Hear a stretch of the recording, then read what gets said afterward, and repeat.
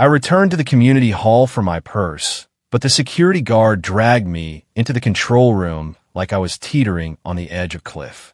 He didn't ask if I was okay. He just said I needed to see this right now on the screen. The three people I trusted most in our so-called peaceful Oakwood estates. It spiked my drink while I toasted the community founder. My future didn't end there because of some silly fine for my mailbox being the wrong shade of beige. It ended because I realized they were framing me as unstable to steal my house and push through their greedy development scam. My name is Violet Torres, and I was exactly 2 minutes away from the end of the life I had built in this neighborhood. It was just after midnight. The annual HOA 50th anniversary gala at the community center had officially wound down. The hall was mostly empty except for the catering staff stripping the linen tablecloths and the dull clatter of silverware being tossed into bins. The air still smelled of expensive lilies and prime rib, a scent that usually signaled another year of surviving Karen Whitaker's ridiculous rules. For me, tonight was supposed to be a triumph. I had navigated the sharks on the zoning board, placated the investors eyeing our green space for condos, and kept our aging founder happy for 5 solid hours while smiling through Karen's lectures about proper lawn height. I was already at the valet stand when I realized I didn't have my clutch. It was a vintage beaded piece containing my phone, my ID, and the keys to the house I thought I still owned. I told the valet to hold my car. I told myself it would take 2 minutes. I turned around and walked back into the hall, my heels clicking a sharp, solitary rhythm on the tiled floor. I was halfway across the lobby, heading toward the corridor that led back to the ballroom, when a shadow detached itself from the wall. It was Elliot Rains, head of security for the venue, a man who usually existed in the periphery wearing a generic black suit and an earpiece. Tonight, he was not invisible. He stepped directly into my path. MS. Torres, he said, voice low. I just forgot my purse. Elliot, I replied, trying to step around him. I left it at the head table. I'll be right back. He didn't move. You're not going back in there. My patience, already frayed by 5 hours of fake smiling and Karen's passive-aggressive comments about my unapproved rose bushes, began to snap. Excuse me. My grandfather helped found this HO. I think I'm allowed to retrieve my property. Elliot took a half step closer. I have your purse in the control room, but that is not why I stopped you. You need to come with me. I'm tired, Elliot. Just give me the bag. Violet, he said, using my first name for the first time. The breach of protocol was so jarring, I actually stopped. You need to see something right now before you get in your car. Before you go home to them. The way he said them sent a prickle down my neck. Lead the way, I said. He led me down a service corridor through a heavy steel door into the security control room. The room was cold, servers humming. One wall was dominated by monitors showing the empty ballroom where staff swept up confetti. Elliot typed a command. A single video file filled the central screen. I pulled this from the live feed 40 minutes ago. He said, knuckles white on the chair. I was watching the perimeter. I saw this happen in real time. I almost stopped you from drinking it, but I knew I wouldn't make it in time. And if I made a scene without proof, they would spin it. Spin what? I asked. The screen showed the head table. Timestamp early evening, right before the speeches. There we were, the perfect HOA dynasty. My grandfather sat center looking regal. To his right sat Karen Whitaker, our beloved president, all pearls and fake concern. To his left, her husband Dean, the vice president. Next to him, their son Logan, the treasurer who never actually did any treasurer work. And my empty chair next to Logan. Watch, Elliot said. The digital me stood up to deliver the opening toast. The moment my back was turned, the atmosphere shifted. Karen leaned forward, adjusting her shawl, creating a perfect visual wall. Simultaneously, Dean scanned the room like a lookout. Then Logan reached into his tuxedo jacket, pulled out a small clear vial, uncorked it with his thumb, and tipped the contents into my water goblet in under 3 seconds. Clear liquid into clear water. No fizz, no color change. He capped it and slid it back. Then the three of them looked at each other and smiled. Not guilty. Not fearful. A warm, affectionate smile of intimate collaboration. The warmth of it broke me. That was the lie I had lived in for years. Elliot paused the video on that tripartite smile. I gripped the desk, nails digging in. I drank that, I whispered. I came back after the toast. I was thirsty. I drank the whole glass. It tasted like water, maybe a little bitter, but I assumed it was the lemon or my nerves from speaking in front of the entire neighborhood. What was it? I asked. A cognition dampener, he said grimly. They're not trying to kill you. They're trying to discredit you. The word hung in the cold air. I looked back at the frozen screen. The pieces of the last 6 months slammed into place. The missed HOA meetings I swore I attended. The confusion during the budget review. The exhaustion that made me sleep through alarm after alarm. The subtle looks of pity from neighbors. The way Karen would gently interrupt me at meetings saying, "Let me take this one, dear. You look so tired lately." They weren't protecting me. They were dismantling me brick by brick, neuron by neuron. Why? I asked, though deep down I already knew. Control, Elliot said. If you're incompetent, you can't block their development vote. If you're mentally unstable, you can't rally the neighbors. If you're sick, you need a guardian. A guardian. That was the end game.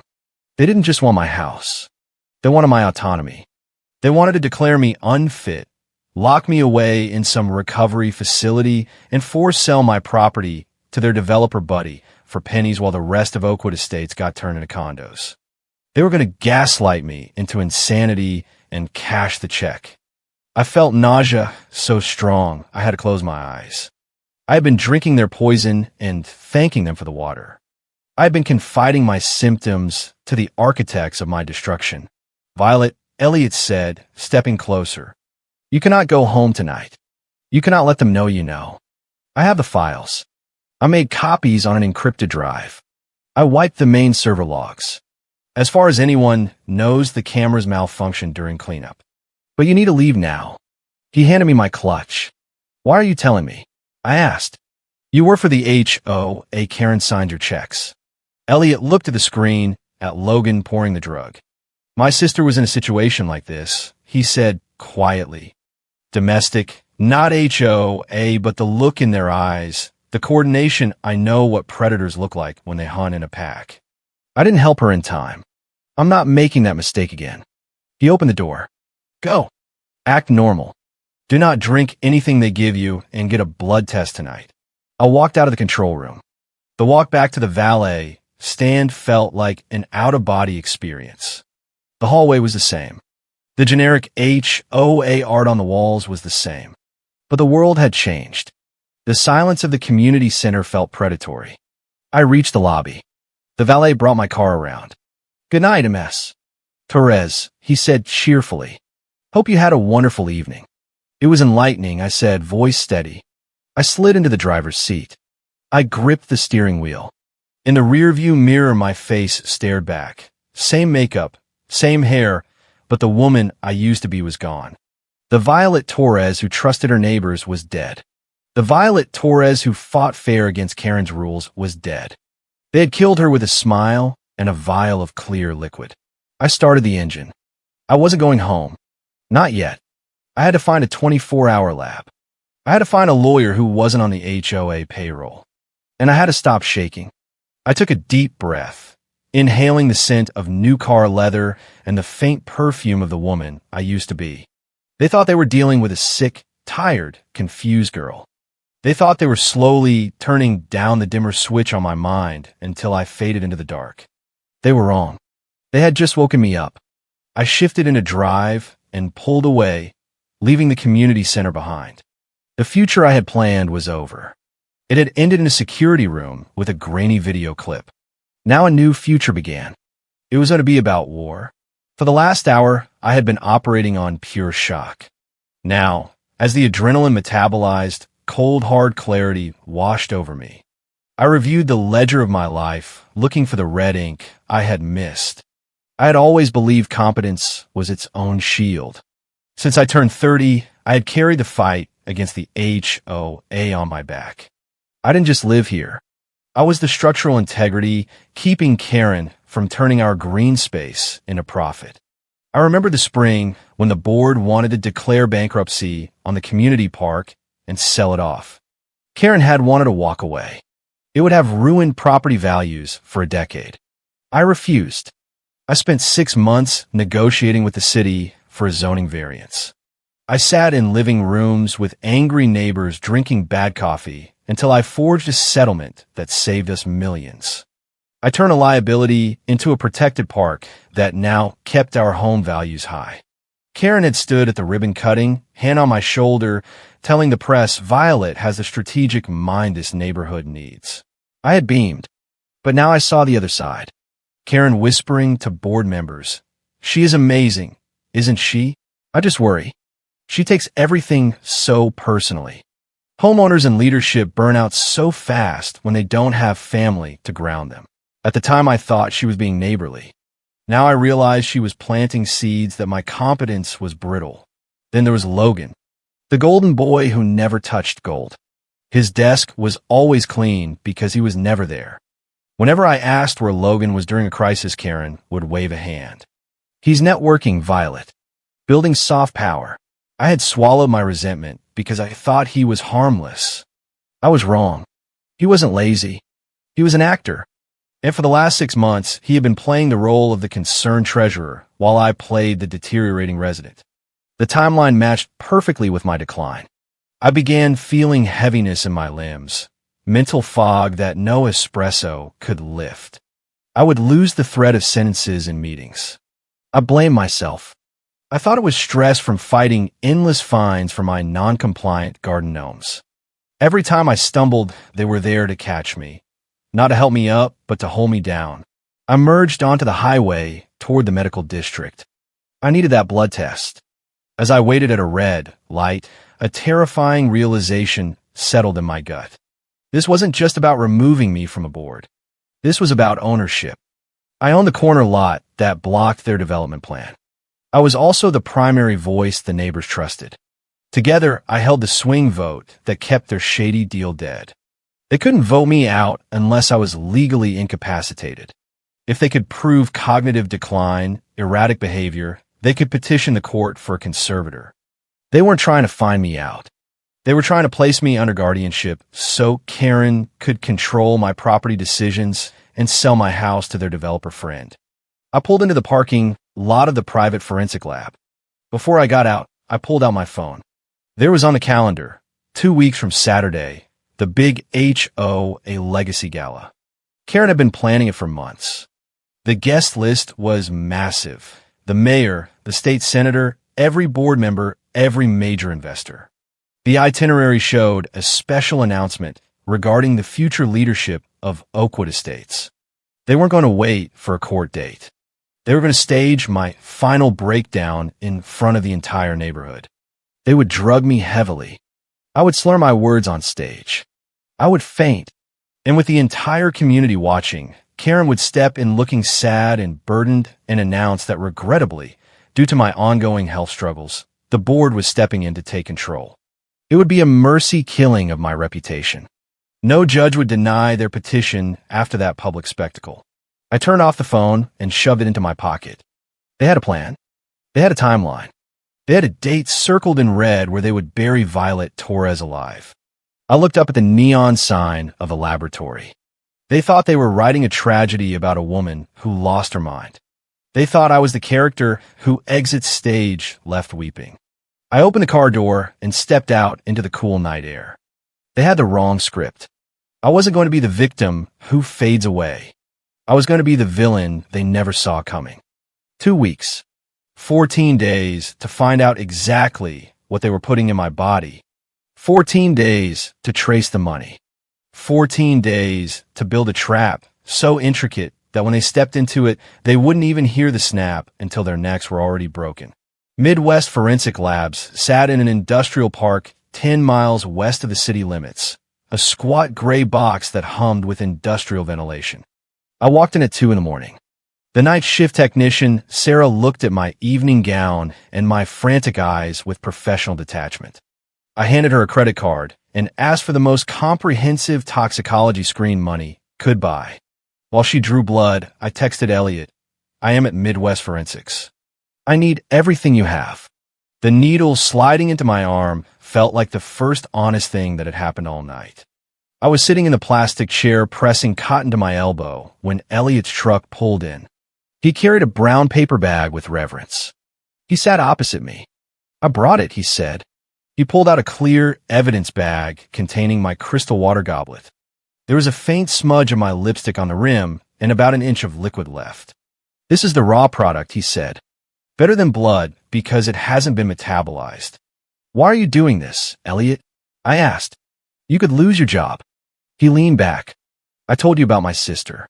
But it's more than that. I've seen powerful people do ugly things. This is systematic. It's cold. And I watched you tonight. You started thinking. I respect that. I don't want this to sink. If they get away with it, they'll do it again. He pulled out a USB drive. Secondary camera angle. Side profile of Logan pouring.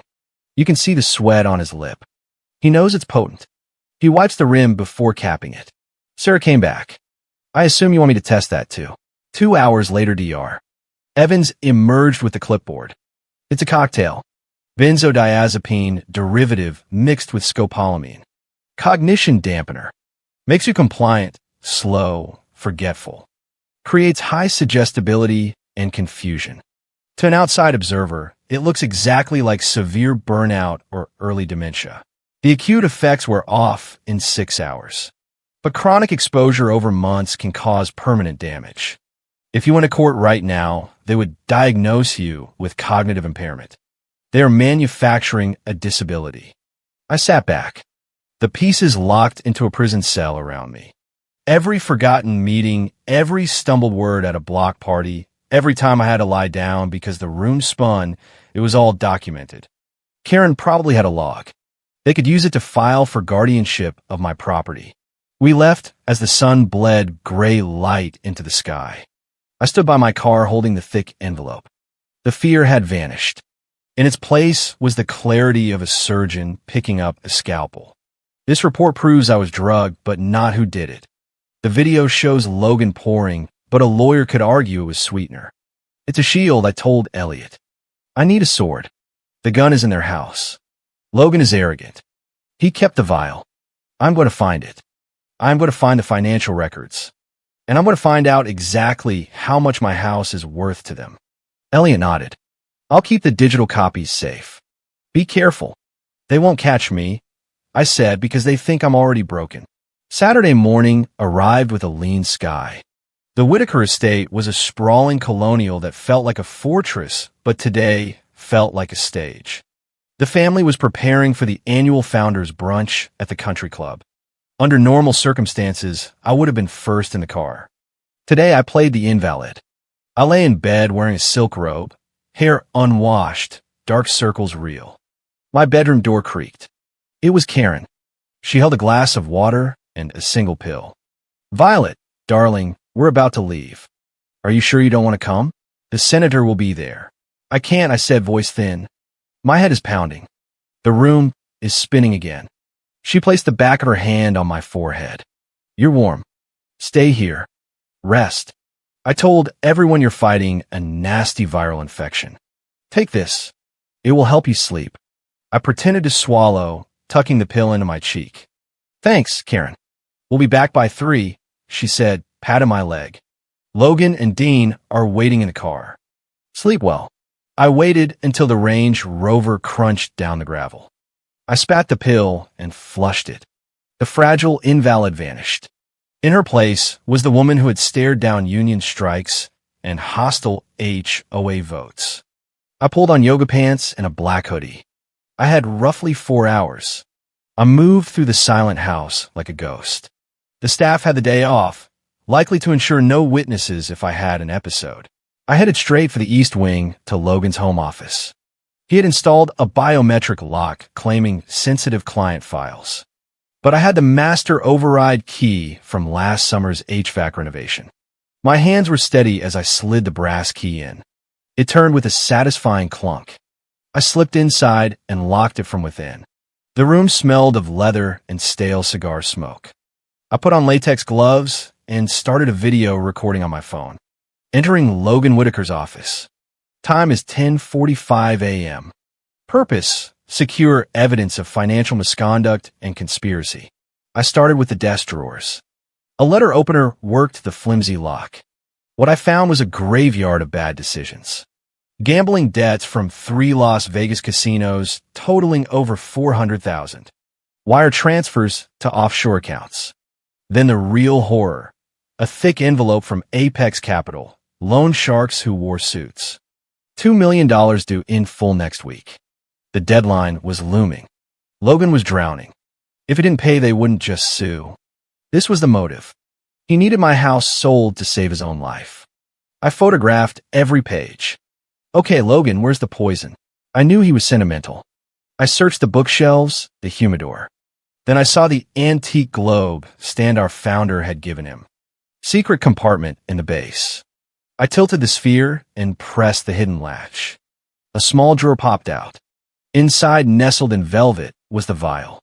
Identical to the video. Small glass, black rubber stopper. Residue at the bottom. I bagged it. Then I saw the manila folder tucked underneath. Label in Dean's sharp script. Guardianship Strategy VT. I opened it. Emails between Dean and a crooked psychiatrist discussing symptom escalation and legal precedents for involuntary commitment. A draft petition already filled out. Petitioner Dean Whitaker, respondent Violet Torres.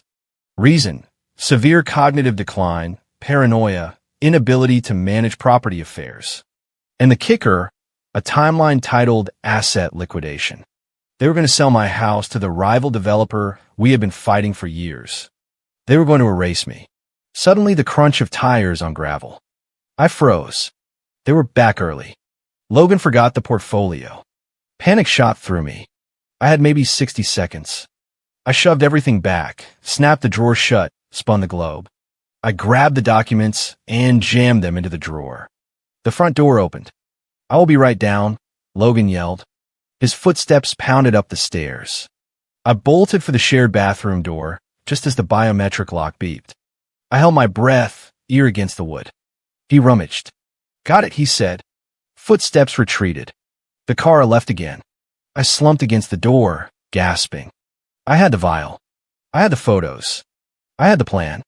I crept back to my room, hid everything in the hollowed base of my bedside lamp, climbed into bed, and pulled the duvet up. 10 minutes later, the car returned. My door opened. It was Logan. He loomed over me. He pulled out his phone. "Yeah," he whispered. "She is out cold. Looks like a corpse. Don't worry. She is still weak. Everything is on plan. By the time she wakes up, the papers will already be signed." He laughed. "We're going to be rich, man. Just get the buyer ready." He walked out. I opened my eyes and stared at the ceiling. Someone was going to be finished by the time the papers were signed, but it wasn't going to be me. The Sunday after I raided Logan's office, I spent the entire day securing my insurance policy. I went to the basement behind the heavy oak paneling of the wine cellar. Years ago, I had installed a small fireproof wall safe. Only I knew the combination. I placed the USB drive with the security footage, the SD card with the debt photos and guardianship papers inside a waterproof pouch. Then I initiated a full backup of my personal laptop to a solid-state drive, encrypted with a 256-bit key. I locked it all away behind the wine rack. If they dragged me out in a straight jacket, the truth would still be waiting here, safe among the expensive reds. Monday morning marked the beginning of my greatest performance. I was no longer Violet Torres, the homeowner warrior. I was Violet the victim, Violet the broken. I arrived at the community center 20 minutes late for the emergency board meeting. I had never been late. I wore a suit that hung slightly loose. I let my hand tremble as I reached for the agenda. Karen cooed with concern. "Oh, Violet, you poor thing. You look so fragile lately." I smiled weakly. "Just a little tired. The room is spinning again. I need a rest." They saw a frightened, crumbling woman begging for a safety blanket. "If it calms you down, we'll hire extra security for the big gala," Dean said dismissively. "Put on the HOA card." I breathed a fake sigh of relief. They didn't know I'd already hired Elliot's team, and they certainly didn't know the team wasn't there to keep people out. They were there to lock the doors when the time came. At noon, Elliot arrived in a nondescript van officially to install perimeter sensors. In reality, he was smuggling in a mobile command center. I met him in the servants' corridor. "We are set," he whispered. "I have root access to all the microphones, the projector, the lighting rig. If they try to cut the power, I have 3 battery backups. The video is watermarked and time-stamped. Bulletproof. The signal is the phrase, final words. When I ask for a chance to say my final words, that is the trigger." "Good. Where will you be?" "In the security booth at the back. When you give a signal, I cut their mics and roll the tape." At 2 o'clock, I had to perform the hardest scene. My grandfather was resting in the sunroom looking at old photos. I sat at his feet and rested my head on his knee. "Hi, Grandpa. I'm scared I'm going to let you down tonight." I let my body sag so he could feel the weight of my exhaustion. "I feel slippery, like my mind is a bar of soap." He sighed. "Your neighbors tell me you need a rest." "Maybe they're right." I lied back. "Maybe I'm not strong enough." "You are the strongest of all of them," he said fiercely. "But even steel breaks. If you need to step back, I won't be angry. I just want you to be healthy." I looked up at him. His eyes were cloudy, but full of love. He believed the lie because he trusted the liars. "I promise you, Grandpa, by the end of tonight, everything will be set right. The community will be in safe hands." He squeezed my hand. "That is all I ask." He didn't know the safe hands I meant were mine, and setting things right meant destroying his successor. At 4 o'clock, the crisis hit. I walked into the ballroom to check the stage setup. Something was wrong. My seating card had been moved to the far end behind a large floral centerpiece that blocked the line of sight from the audience. Karen was directing a waiter. "Mom, why did you move my seat?" I called, keeping my voice shaky. "Oh, Violet, I just thought you said you were anxious about the press. I put you on the end so you can slip out easily if you feel dizzy. It's for your own comfort." It was a lie. She was creating a blind spot, just like at the birthday gala. If I started to slur or faint, she wanted to hide the body while the crime was in progress. "I suppose that makes sense," I said submissively. "You're always thinking of me." The moment she walked away, I swapped the cards back.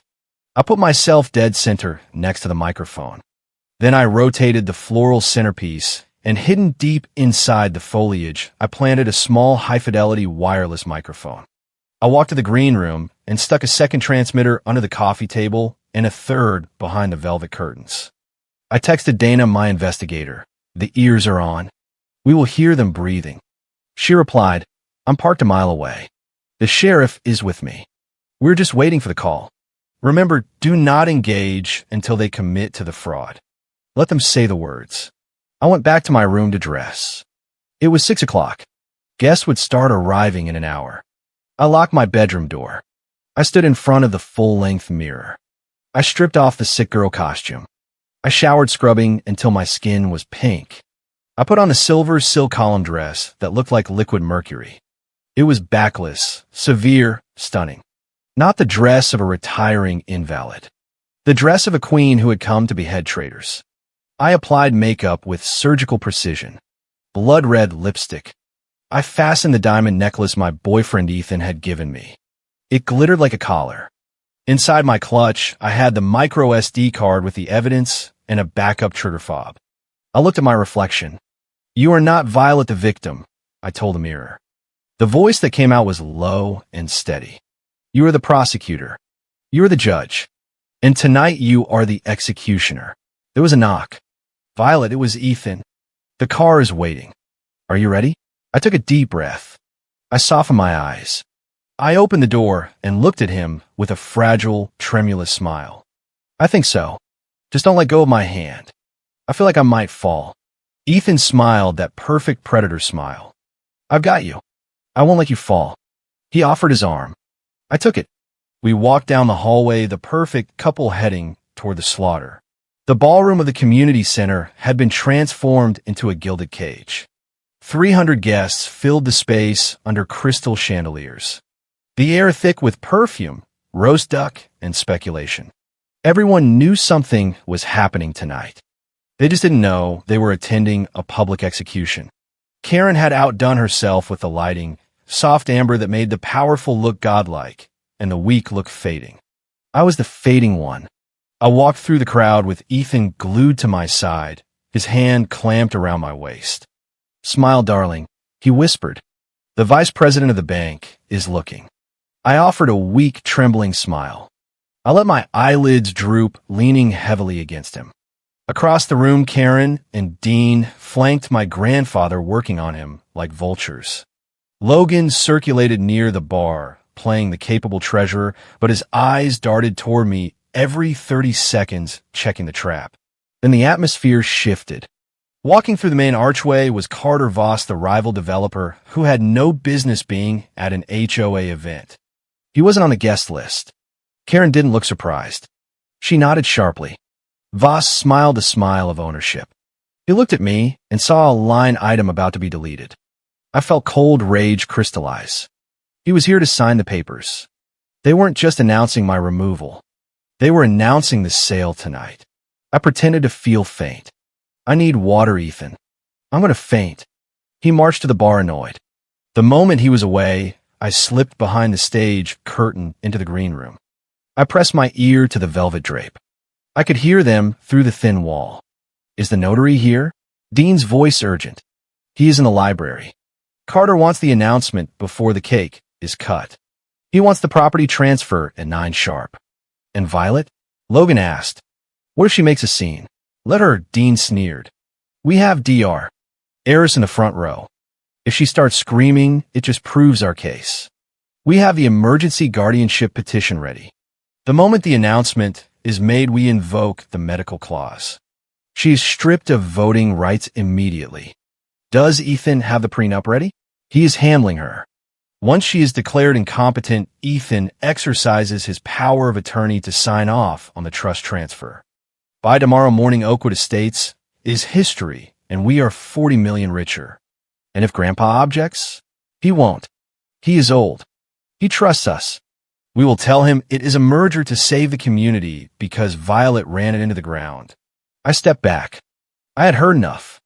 They were selling my house and the entire green space to their worst enemy, using my insanity as cover. I sent a single text to Elliot, red light. "We are live." Then to Dana, execute. I slipped back just as Ethan returned with the water. "Here," he said, watching me drink. "Feel better?" "Much better." I looked at him. "You were right, Ethan. Everything is going to be over soon." He smiled, thinking I was surrendering. "That's my girl." The lights dimmed. Spotlight hit the stage. Dean walked to the podium. "Ladies and gentlemen, thank you for joining us on this momentous evening. 50 years ago, my predecessor laid the first brick of this community. Tonight, we face a difficult transition. As many of you know, the pressure of leadership can be heavy, and sometimes for the sake of those we love, we must make hard decisions." He looked directly at me. "Violet has given everything, but recent health challenges have made it clear she needs to rest. Therefore, tonight, with the full blessing of the board, we are announcing a restructuring. Violet will be stepping down, effective immediately, to seek treatment. And to ensure stability, we are entering into a strategic partnership." I broke away from Ethan's grip. He tried to grab my arm, but Elliot's security stepped in, blocking him. I walked up the stairs. Dean looked relieved, thinking I was accepting my fate.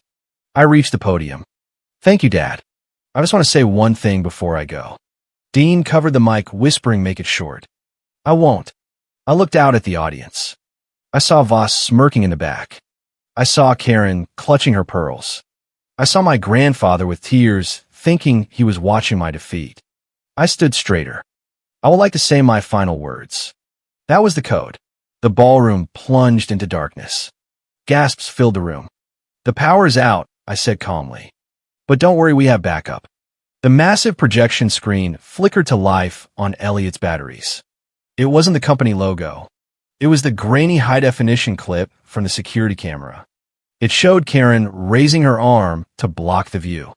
Dean scanning the room. Logan pouring the vial into my glass. The silence was absolute. 300 people forgetting to breathe at the same time. I stepped back. The light illuminated Dean's face, turning from confusion to pure terror. You wanted to talk about my health, Dad? Let's talk about the toxicology report. The screen changed to the lab document highlighting the scopolamine compound. Let's talk about the price tag you put on my life. The screen flashed to the email between Dean and Carter Voss. Subject: liquidation of VT assets, final terms. The room erupted. I pointed to the back. And the buyer is not a neutral party. It is Voss Capital Partners. A gasp went through the room. Everyone knew the history. You sold us out to him. You were going to let him dismantle everything the founder built just to cover Logan's debts and line your own pockets. Ethan rushed the stage. You bitch, give me that microphone. He reached for the remote. I clicked to the final slide. The prenuptial agreement, clause 42, highlighted in red. In the event of the incapacitation of the spouse, all voting rights and asset control transfer immediately to the partner. Ethan froze. He saw his own trap laid bare. You were marrying me for love, Ethan. You were the lock.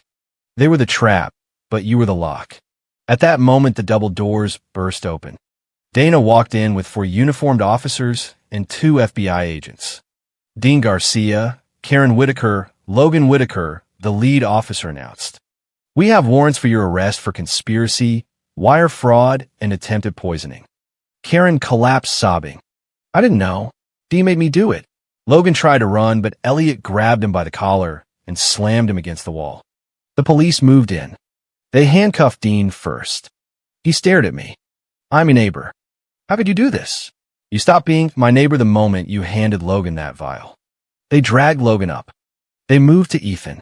He tried to straighten his tie. This is a misunderstanding. We have your emails to Carter Voss, Mr. Ward. Turn around. I walked over to my grandfather. He sat in his wheelchair, gripping the armrests. Is it true? He asked, voice rasping. All of it. The poison. The sale. I nodded.